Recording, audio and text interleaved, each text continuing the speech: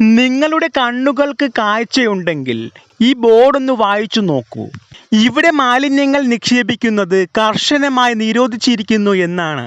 എന്നാൽ പഞ്ചായത്തിൻ്റെ ഈ ബോർഡ് അവഗണിച്ചുകൊണ്ട് നമ്മുടെ നാട്ടുകാർ കൊണ്ട് തള്ളിയ മാലിന്യങ്ങൾ എന്തൊക്കെയാണ് എന്ന് നമുക്കൊന്ന് നോക്കാം.